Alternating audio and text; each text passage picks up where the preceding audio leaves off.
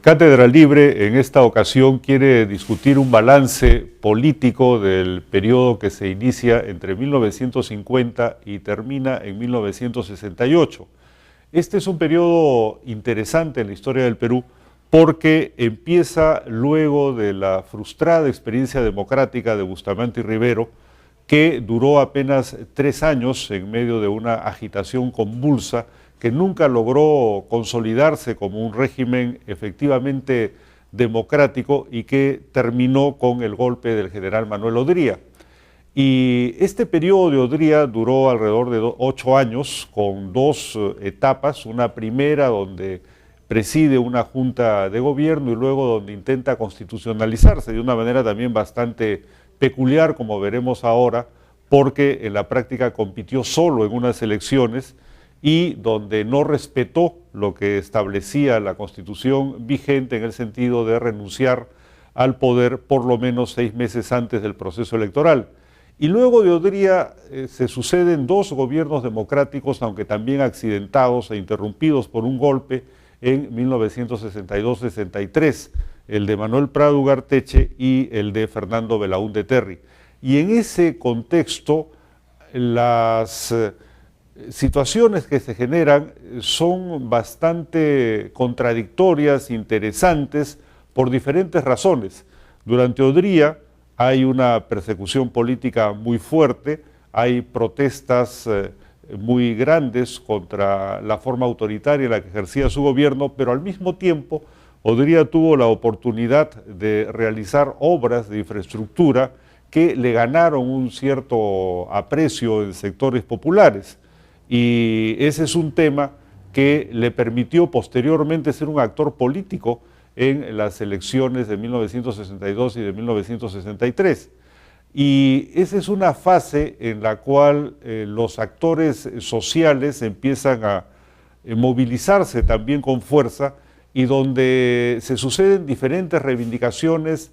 Los antiguos partidos que intentan volver al juego democrático tienen dificultades para entrar con claridad en él, en principio porque, por ejemplo, el Partido Aprista estaba ilegalizado, el Partido Comunista igual, aunque tenía otra tesitura, no estaba tan atento a las oportunidades legales, electorales, aunque sí tenía una actuación sindical importante.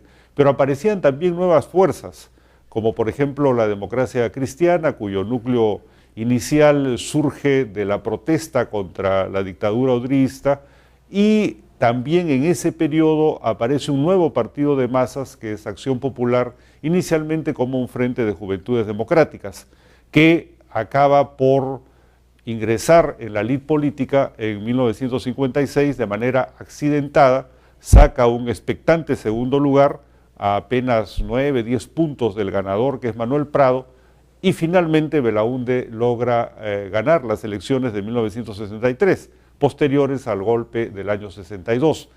Todo este proceso es un proceso bastante importante de tomar en cuenta y de volverlo a poner en la agenda del análisis académico, porque revisar la historia nos deja lecciones sumamente significativas.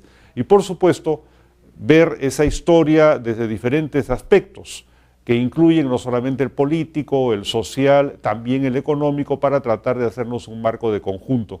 En esta ocasión hemos invitado a participar para analizar este periodo y sus implicancias a el doctor Antonio Zapata Velasco, que es un distinguido historiador, y al economista Milton Guerrero, quien ya nos ayudó en un anterior programa con algunos datos económicos que ahora trataremos de volver a reinterpretar o a valorar en función del análisis político que realicemos. El doctor Zapata acaba de publicar un interesante artículo sobre el general Odría y el significado de su gobierno, y sobre eso lo vamos a invitar a una primera participación, haciéndonos una primera valoración de qué cosa significa en este proceso de los años 50 el gobierno de Odría, la dictadura de Odría.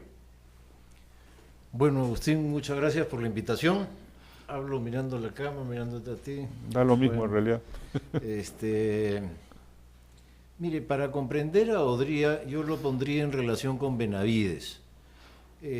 Pienso que hay un ciclo político al cual pertenece Odría, que se inicia el año 31 cuando Sánchez Cerro le gana a Víctor Raúl Haya de la Torre en las elecciones y queda como presidente Sánchez Cerro a partir de diciembre de ese año 31.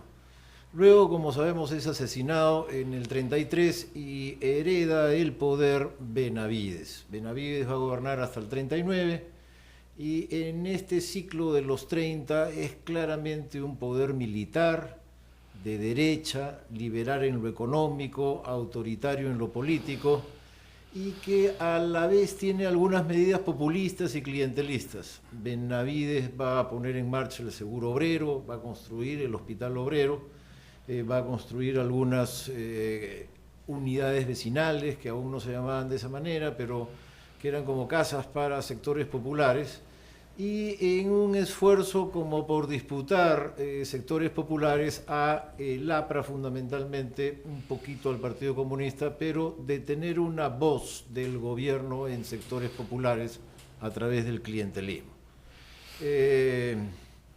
Luego viene Prado, ¿no? Primer gobierno de Prado que, bueno, es un civil, sin embargo tiene algo de válido de los militares, ¿no? Benavides lo deja ahí. La alianza entre los Benavides y los Prados siempre fue muy firme.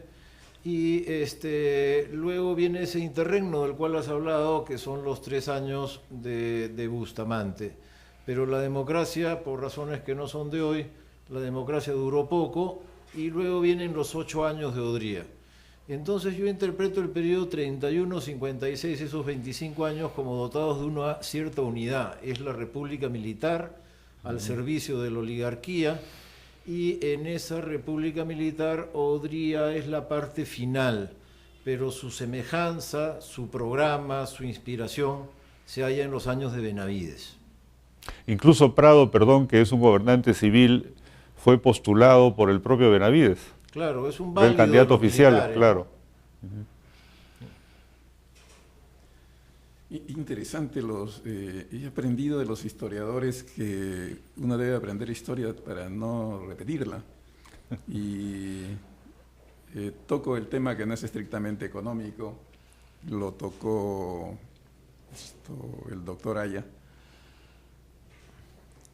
Odría se presenta a las elecciones de una manera ilegal. La Constitución no lo permitía, no permitía que él fuera candidato. Claro, después del golpe, obviamente, ¿no? Después Claro. del golpe se presenta. Y el argumento es, bueno, el pueblo lo pide. Y a raíz de las declaraciones de Salomón Lerner, ahora se replantea el tema de si Nadine puede o no, o va a ser o no candidata. Y podríamos estar ante un caso como que el pueblo lo pide nuevamente. Que era el argumento de Marta Chávez para la segunda reelección de Fujimori, exactamente el mismo.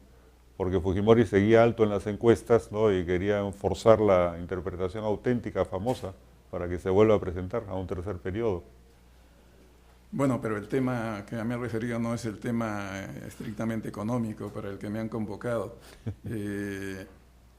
Yo quería mencionar que efectivamente los años que van para los historiadores económicos que van del 48 al 64 son años de liberalismo, pero un liberalismo bastante diferente al que se conoció después de Margaret Thatcher, ¿no?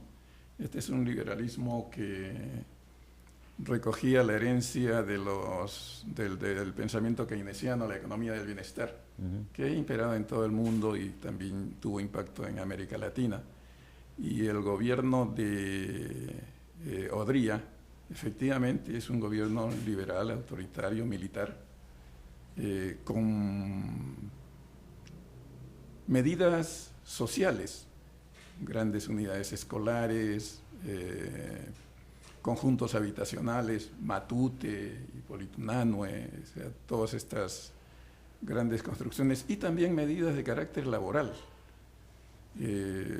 Ahí se da la ley de jubilación, se establece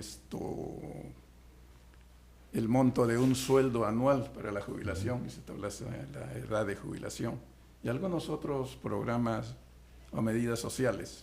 En ese sentido también está el hospital del empleado, el seguro del empleado. Claro. De manera que es un liberalismo que no se parece, o se parece muy poco al neoliberalismo actual, ¿no? O sea, tiene mucho acento de economía del bienestar. Y eso se va a ir perdiendo, se perderá luego paulatinamente a medida que el crecimiento económico disminuye. O sea, en ese periodo la economía crecía por encima del 5%, lo cual hacía crecer también el Producto Bruto Per cápita. El otro tema es que, bueno, esa economía no distribuía bien, había una alta concentración de los ingresos, ¿no? Detectados para el año 1961 lo detectó, los investigó Richard Webb, en una investigación que fue publicada después de 1976, creo.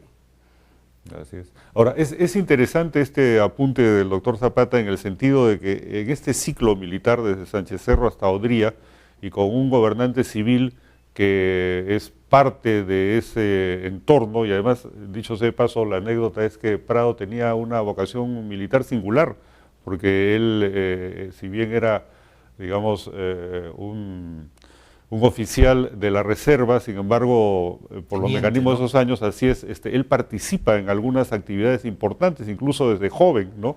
Tenía una cierta vocación interesante y se ponía uniforme y actuaba, ¿no? Además, bueno, era un ingeniero, un personaje bastante interesante, dicho sea de paso, en la política peruana también. Pero me refería a un punto que me parece que hay que subrayar, que es que lo ha resaltado también Milton Guerrero, que es cómo estos militares, para buscar un apoyo social, dan medidas que son medidas importantes, que hasta ahora persisten en la estructura de nuestro país, ¿no es cierto? O sea, favorecen con construcciones de viviendas populares, dan leyes sociales, laborales, de protección, que han permanecido o se han desarrollado en el curso del tiempo, y eso les permite cierta legitimidad, a pesar de su autoritarismo y de la represión que ejercían. Es un modelo que de alguna manera también lo va a seguir Fujimori, ¿no? Que no es militar, pero que contó pues con una estrecha alianza con la cúpula militar, como sabemos, a través de Vladimiro Montesinos. Es ese modelo de autoritarismo en lo político, liberalismo en lo económico y clientelismo en lo social. Yo lo encuentro en Benavides, en Odría y en Fujimori, aceptando con la aplicación a determinados momentos, son momentos diferentes de la historia mundial y por lo tanto no son idénticos, pero tienen rasgos muy semejantes. Pero incluso hay algunas medidas que son bastante audaces para los tiempos. Por ejemplo, la ley del divorcio, ¿no es cierto?, que hubiera sido impensable, quizás hubiera demorado mucho más en un régimen democrático es dado por una dictadura. O el propio voto para las mujeres, ¿no?, que no había pasado en los escasos momentos de debate en los parlamentos, ¿no?, en ese ciclo, y sin embargo se aprueba para las elecciones del año 56. Inclusive, hasta me atrevería a decir, la propia conversión del servicio militar obligatorio en voluntario por parte de Fujimori. Entonces Sánchez Cerro o Benavides o el propio Fujimori, ya para seguir en estos análisis comparativos, tienen medidas que en determinado momento resultan bastante audaces y que imagino les sirvió o las pudieron hacer porque no tenían una contrastación suficiente o porque no tenían parlamentos, digamos, lo suficientemente plurales que permitiesen contrastar algún otro punto de vista. Sí, ahora, el voto a la mujer, para tratar uno de los temas que has desarrollado, el voto a la mujer se otorga en forma masiva en América Latina, en los demás países de América Latina después de la Segunda Guerra Mundial. El primer país que lo otorgó fue el Ecuador en los 20, final de los 20, pero después de la Segunda Guerra Mundial como que en cascada todos, ¿no? Y el Perú venía quedando retrasado, porque después de nosotros solamente el Paraguay, el mismo año Colombia y Perú, y luego al último Paraguay. Pero todo Latinoamérica ya le había concedido el voto a la mujer, entonces cuando Odría lo concede, es como el último de la cola, se da cuenta de que esto le conviene para su carrera política futura, quedar vinculado, ¿no?, a esa iniciativa, y bueno, va adelante, ¿no? Entonces en Odría hubo mucho cálculo y seguramente bastante presión de la señora María, que estaba incursionando en política, era la esposa.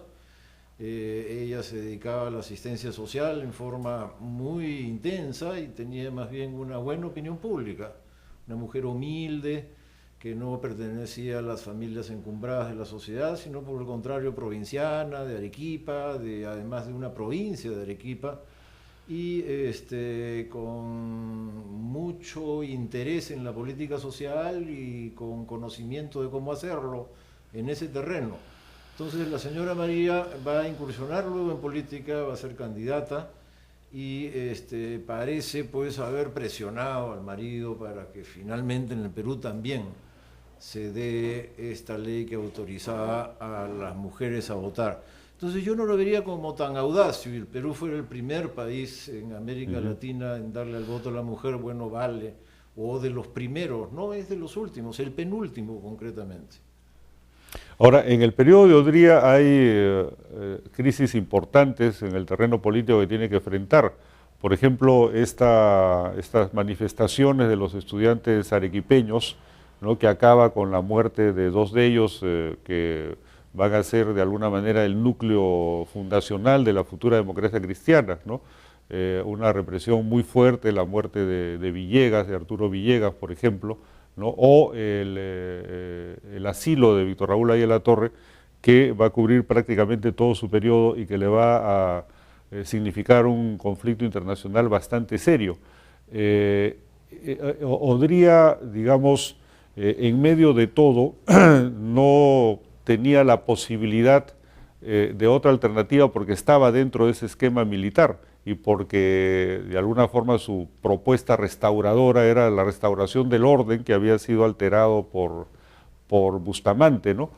Pero ¿tuvo algún tipo de respaldo político, digamos, mayor que el de su partido restaurador? ¿Cuánto era Zenón Noriega importante en el régimen odrista?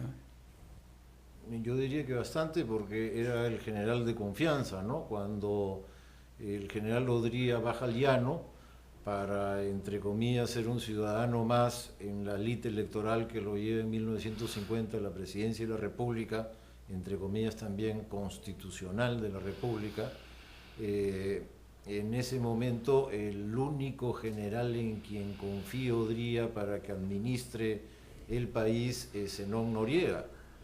No era la primera manifestación de gran confianza. Cuando el golpe contra Bustamante, Odría estaba en Arequipa, y quien en realidad va a Palacio, apresa al presidente y lo deporta, fue también Zenón Noriega.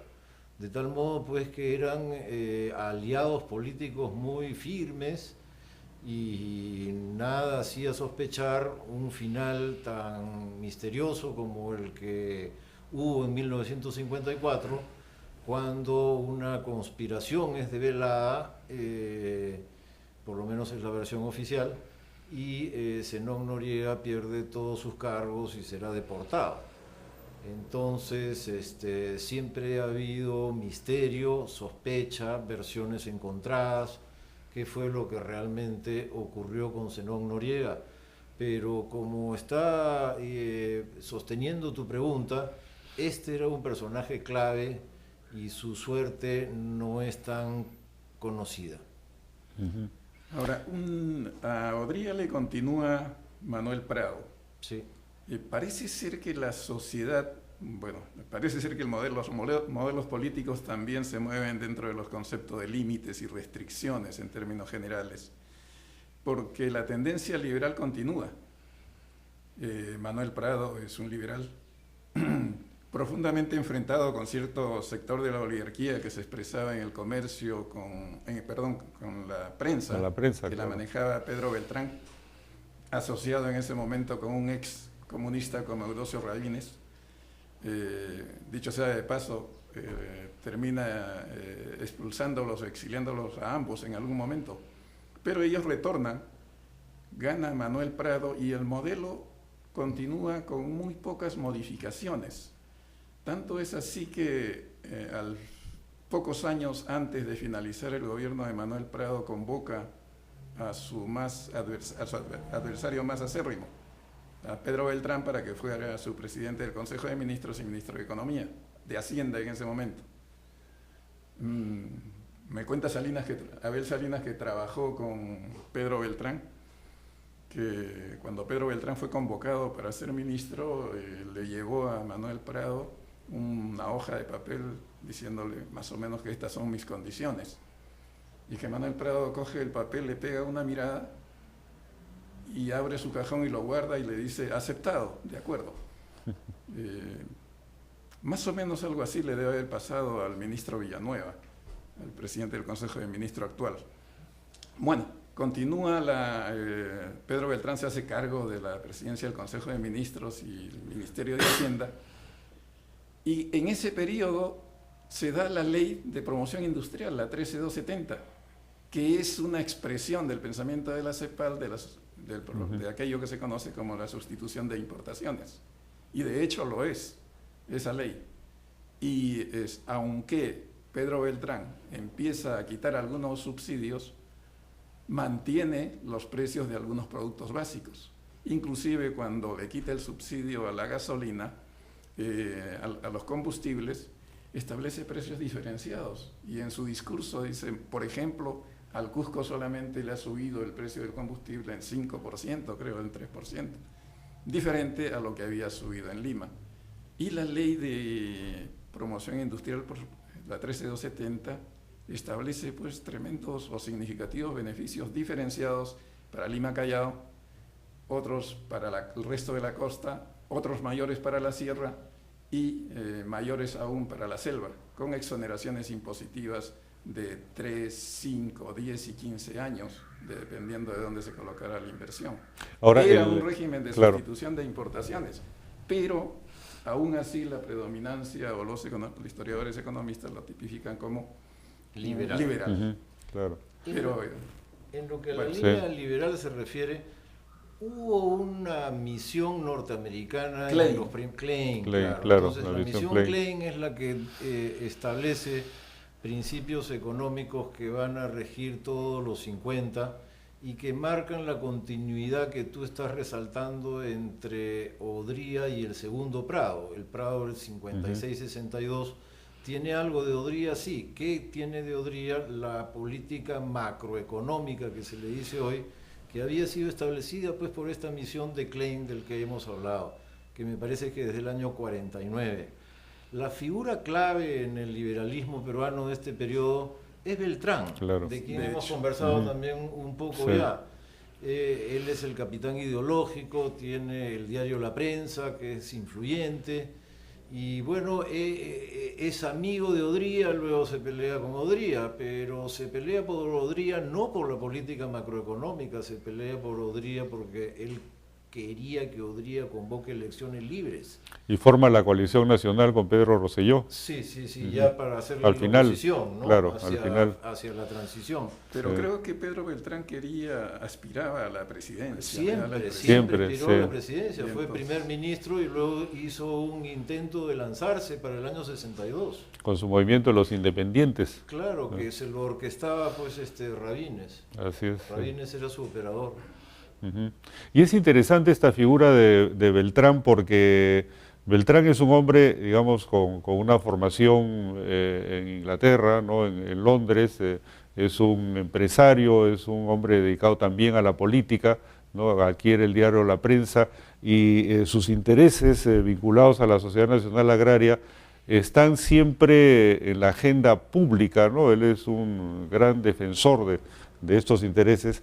Y aparece efectivamente apoyando a Odría al principio, pero luego diferenciándose. Pero, digamos, en mérito de Beltrán, efectivamente él estaba buscando una salida constitucional. O sea, tenían el temor de que Odría pudiese prolongar su periodo. ¿Podría interpretarse algo así? Claro, o sea, volviendo a Zenón Noriega, ¿no? El golpe o las circunstancias que rodean la dimisión y deportación de Zenón Noriega son el 54. El 54 también es la presentación del proyecto de ley que al 55, después de 2 legislaturas, le da el voto a la mujer. El Partido Restaurador no es desde el comienzo, el Partido Restaurador se organiza el 54 también. Entonces hay una serie de sucesos que ya tienen que ver con la transición, ¿no? Odría va a terminar su mandato y cómo él va organizando como la continuidad de su grupo. Y es ahí donde se desembaraza de Zenón Noriega, pero él luego se encuentra con que realmente no tiene posibilidad de elegir desde Palacio. Hay una convocatoria, una junta de notables que termina de manera cómica, cuando se cuela alguna persona que en fin, los lleva todo al ridículo, y Odría entonces ya el 56 deja que corran las elecciones y se preocupa por un pacto de impunidad con el Pacto de Monterrico, que ha ganado, ¿no? El Pacto de Monterrico, claro, en el cual pues participará también el APRA.